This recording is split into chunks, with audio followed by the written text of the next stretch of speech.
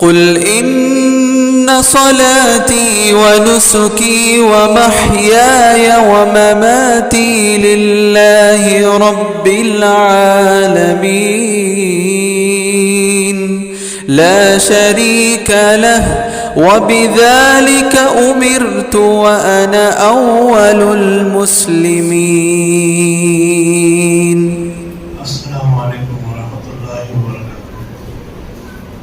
الحمد لله رب العالمين والصلاة والسلام على رسوله الأمين وعلى آله وصحبه أجمعين.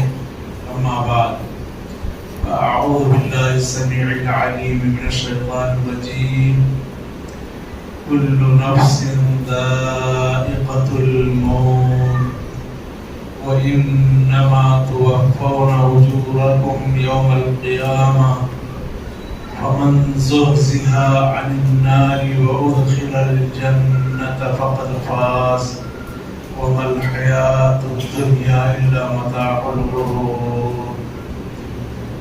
معزز حاضرین، تلاوت کردہ آیت مبارکہ سورہ آل عمران کی ہے۔ اس آیت میں رب العالمین نے 5 حقیقتوں کو بیان فرمایا ہے۔ پہلی حقیقت اور سچائی یہ ہے کہ ہر ذی روح کو موت آنا ہے، ہر جاندار چیز کو موت آنی یقینی ہے۔ اسی لیے رب العالمین نے فرمایا کل نفس ذائقۃ الموت، ہر نفس کو موت کا مزہ چکھنا ہے۔ ایک عربی کا شاعر ہے، وہ کہتا ہے الموت قدح کل نفس شاربہ والقبر باب کل نفس داخلہ۔ موت ایک پیالہ ہے، اس پیالے کو ہر نفس کو پینا ہے، اور قبر ایک دروازہ ہے، اس دروازے سے ہر نفس کو داخل ہونا ہے۔ یہ بہت بڑی سچائی ہے، جس سچائی کو اللہ تعالیٰ نے قرآن کی دیگر آیتوں میں بھی بیان فرمایا ہے۔ یہاں تک کہ اس سچائی کو اللہ تعالیٰ نے رسول صلی اللہ علیہ وسلم کے ساتھ بھی جوڑا، اور اللہ نے فرمایا انک میت وانہم میتون، یقیناً آپ وفات پانے والے ہیں اور دوسرے لوگ بھی وفات پانے والے ہیں۔ تو رسول اللہ صلی اللہ علیہ وسلم اور دیگر انبیاء علیہ السلام دنیا میں تشریف لائے اور وفات پا گئے سوائے عیسیٰ علیہ السلام کے۔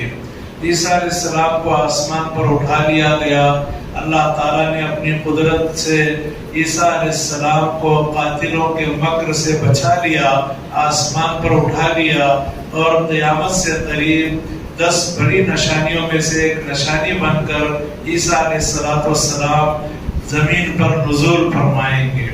تو ایک سچائی تو اللہ نے اس آیت میں موت کے سلسلے میں بیان فرمائی، اور اس کے بعد فرمایا وَإِنَّمَا تُوَفَّوْنَ أُجُورَكُمْ يَوْمَ الْقِيَامَةِ، اور یقیناً تم لوگوں کو تمہاری مزدوریاں پوری دی جائیں گی قیامت کے دن۔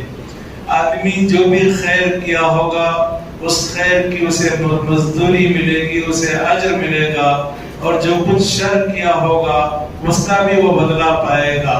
یہ بھی ایک بہت بڑی سچائی ہے، جس سچائی کو اللہ نے قرآن کی مختلف آیتوں میں بیان فرمایا۔ وَمَن يَعْمَلْ مِثْقَالَ ذَرَّةٍ خَيْرًا يَرَهُ وَمَن يَعْمَلْ مِثْقَالَ ذَرَّةٍ شَرًّا يَرَهُ، جو ذرے کے برابر خیر کرے گا وہ اس کو اپنی آنکھوں سے دیکھ لے گا، اس کا بدلہ پا لے گا، اور جو ذرہ برابر شر کرے گا وہ اس کو دیکھ لے گا اور اس کا بدلہ پا لے گا۔ یہ دوسری حقیقت ہے جو اس آیت میں بیان کی گئی ہے۔ اور تیسری حقیقت یہ ہے فَمَنْ زُحْزِحَ عَنِ النَّارِ وَأُدْخِلَ الْجَنَّةَ فَقَدْ فَازَ۔ 2 باتیں اس میں بیان کی گئی ہیں کہ جس آدمی کو جہنم سے دور رکھا گیا اور جنت میں داخلہ دیا گیا، ایسا آدمی کامیاب ہو گیا۔ یہ تیسری اور چوتھی سچائی ہے، اور سچی بات یہی ہے حقیقی کامیابی آدمی کے سامنے آخرت میں آئے گی۔ دنیا کی کامیابیاں عارضی اور وقتی ہیں، آخرت کی کامیابی اصل کامیابی ہے۔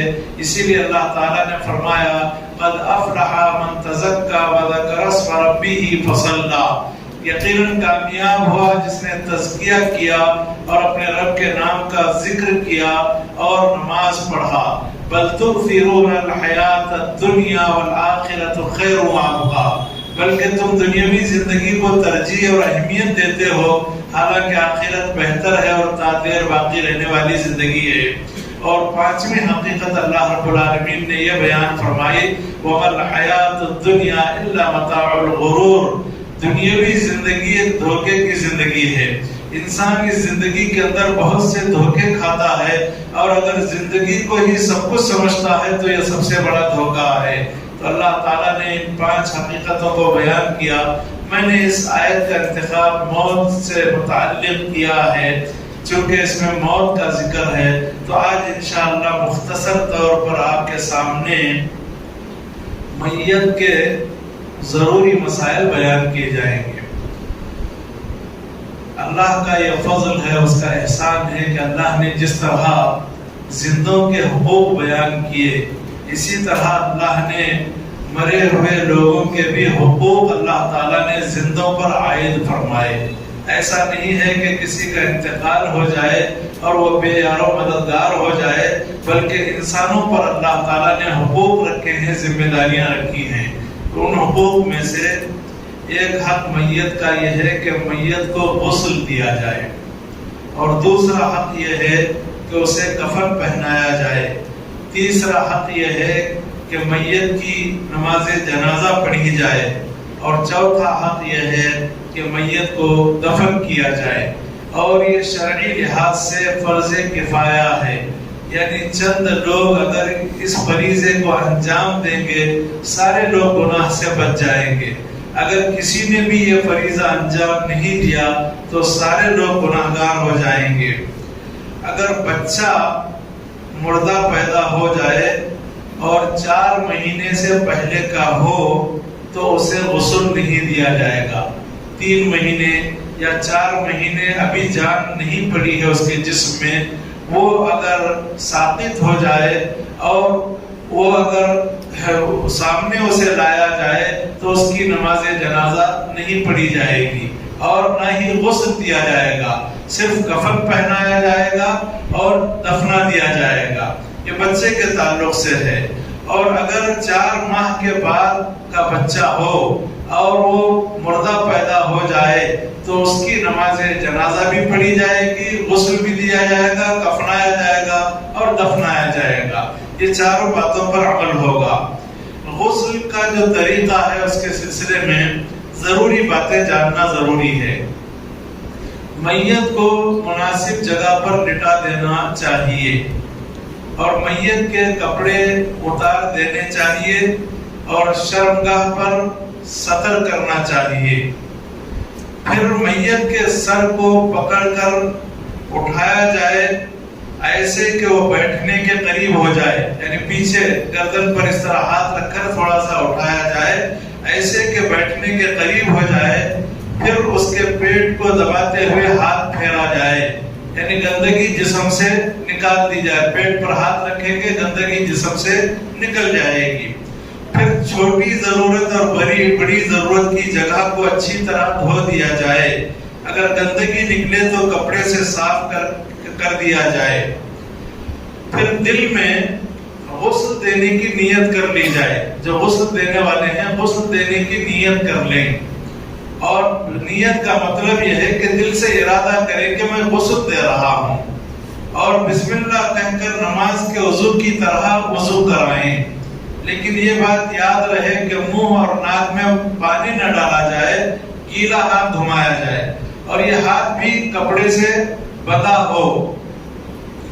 پھر اس کے سر اور داڑھی کو دھوئیں، پھر جسم کا دایاں حصہ دھوئیں، پھر بایاں حصہ دھوئیں، اس کے بعد جسم کا بقیہ حصہ دھوئیں۔ اگر ضرورت ہو تو 2 مرتبہ 3 مرتبہ یا اس سے بھی زیادہ مرتبہ غسل دے سکتے ہیں تاکہ اچھی طرح پاکی حاصل ہو جائے۔ آخری مرتبہ پانی میں کافور ڈال کر غسل دیں۔ میت کے جسم کو کپڑے سے پوچھ دیں. اگر میت عورت ہے تو اس کے سر کے بالوں کو 3 حصوں میں تقسیم کر کے بالوں کو پیچھے ڈال دیں, یعنی ایک چوٹی کی طرح درمیان میں اور ایک اس طرف اور ایک اس طرف, بالوں کو پیچھے ڈال دیں. میت کے قریبی رشتہ دار ہی میت کو غسل دیں. اگر وہ نہ جانتے ہوں غسل کا طریقہ تو دوسرے دے سکتے ہیں. مرد میت کو مرد لوگ اور عورت میت کو عورتیں ہی غسل دیں. شوہر اپنی بیوی کو اور بیوی اپنے شوہر کو غسل دے سکتی ہے. یہاں ایک مسئلے کی وضاحت ضروری ہے. ہمارے معاشرے میں جب کسی مرد آدمی کا انتقال ہوتا ہے تو عورتیں بیوہ کے ساتھ جو سب سے پہلا کام کرتی ہیں چوڑیاں پھوڑ دیتی ہیں. حالانکہ جو چوڑیاں پہنی جاتی ہیں یہ عام استعمال کی چوڑیاں ہوتی ہیں, زیب و زینت کی نہیں ہوتی. اسے پھوڑنے کی ضرورت نہیں ہے, نکالنے کی ضرورت نہیں ہے, زیب و زینت کی چوڑیاں نہیں ہیں.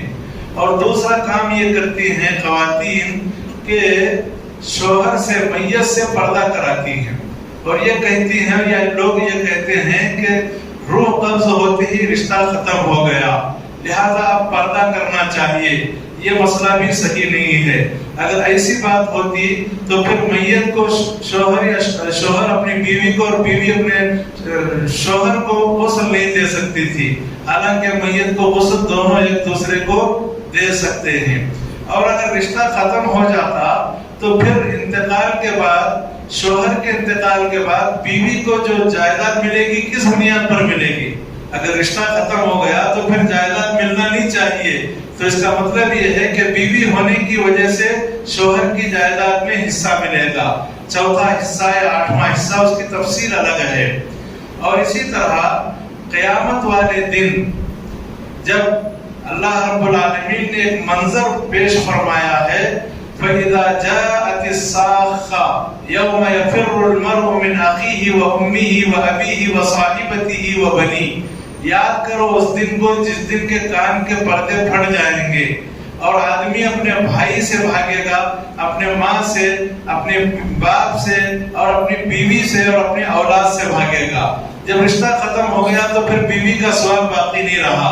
تو معلوم یہ ہوا کہ یقیناً شوہر کے انتقال کے بعد, عدت گزارنے کے بعد عورت کو یہ اختیار ہے کہ اگر وہ نکاح کرنا چاہے تو کر سکتی ہے, لیکن یہ کہنا کہ رشتہ ختم ہو جاتا ہے اور بیوی شوہر کو نہیں دیکھ سکتی, یہ مسئلہ صحیح نہیں ہے. لہذا شوہر اپنی بیوی کو اور بیوی اپنے شوہر کو غسل دے سکتی ہے. غسل کرانے والا اپنے ہاتھوں میں گلوز پہنے یا کپڑا باندھ لے. جو شخص جنازے کو غسل دے اسے غسل کر لینا مستحب ہے, ضروری نہیں ہے. غسل دینے والا اگر چاہے تو غسل کر لے, ورنہ ضروری نہیں ہے. کفن دینے کا طریقہ کیا ہے؟ مرد کو 3 اور عورت کو 5 سفید کپڑوں میں کفن دیا جائے گا.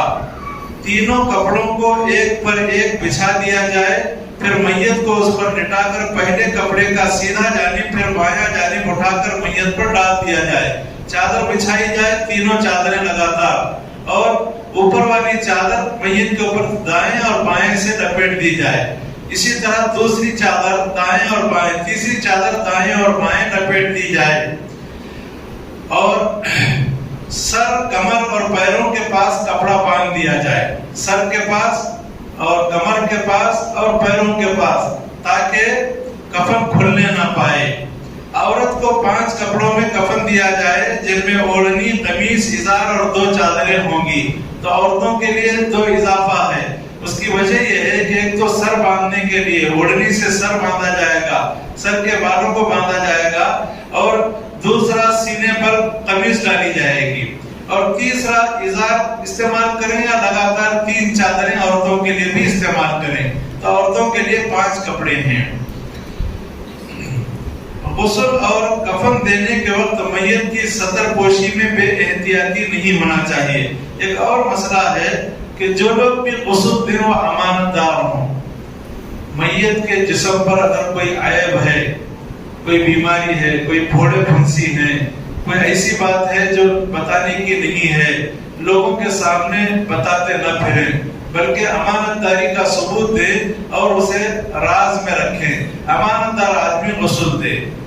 نماز جنازہ کا طریقہ عام طور پر الحمدللہ ہماری مساجد میں بتا دیا جاتا ہے، 4 تکبیر سے یہ نماز پڑھی جاتی ہے، اور اگر مرد آدمی کی موتا ہے تو امام صاحب سر کے پاس ٹھہرتے ہیں، اگر عورت کی موتا ہے تو امام صاحب درمیان میں پیٹ کے پاس ٹھہرتے ہیں، اور 4 تکبیر سے یہ نماز ادا کی جاتی ہے۔ اور حضرت عبداللہ ابن عمر رضی اللہ عنہما سے ایک بات یہ منقول ہے کہ وہ ہر تکبیر پر رفع الیدین کرتے تھے، اللہ اکبر اللہ اکبر، یہ ان کا اپنا عمل ہے۔ رسول اللہ صلی اللہ علیہ وسلم سے کوئی واضح دلیل اس طرح کی نہیں ہے، لہذا دونوں طرح عمل کیا جا سکتا ہے۔ پہلی تکبیر کے بعد سورہ فاتحہ اور کوئی مختصر سی سورت، دوسری تکبیر کے بعد درود ابراہیم، تیسری تکبیر کے بعد جنازے کی دعا، اور چوتھی تکبیر کے بعد سلام پھیر دیا جاتا ہے۔ جنازے کی دعا ہر آدمی کو یاد ہونا چاہیے۔ 2 طرح کی دعائیں احادیث میں وارد ہیں، ان میں سے ایک دعا اللہم اغفر لحینا و میتنا و شاہدنا و غائبنا و صغیرنا و کبیرنا و ذکرنا و انثانا اللہم من احییتہ منا فاحیہ علی الاسلام ومن توفیتہ منا فتوفہ علی الایمان اللہم لا تحرمنا اجرہ ولا تضلنا بعدہ۔ اس کے علاوہ دوسری دعا بھی ہے۔ جنازے کی کچھ سنتیں ہیں۔ قبرستان تک جنازے کے ساتھ چلنا یہ سنت ہے، فرض نہیں ہے، کسی کو کام ہے، کوئی آدمی جا رہا ہے، کوئی بات نہیں، لیکن سنت یہ ہے کہ جنازے کے ساتھ قبرستان تک لوگ جائیں۔ جنازے کو قبرستان لے جانے میں جلدی کریں، تاخیر نہ کریں۔ میت کے گھر والوں کو تعزیت یعنی تسلی دینا یہ بھی سنت ہے، اور ایسے کلمات کہے جائیں کہ جن سے ان کو تسلی ملے، مثال کے طور پر اعظم اللہ اجرک و احسن عزاءک و غفر لمیتک، اللہ آپ کے اجر کو بڑھائے اور آپ کو بہترین تسلی دے اور آپ کی میت کی بخشش کر دے۔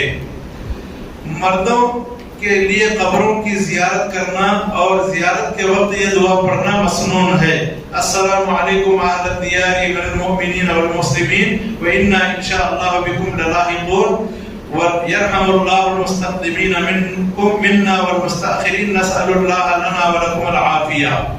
جس شخص کو کوئی مصیبت اور موت کی خبر آئے تو اس کو یہ دعا پڑھنا چاہیے، انا للہ و انا الیہ راجعون۔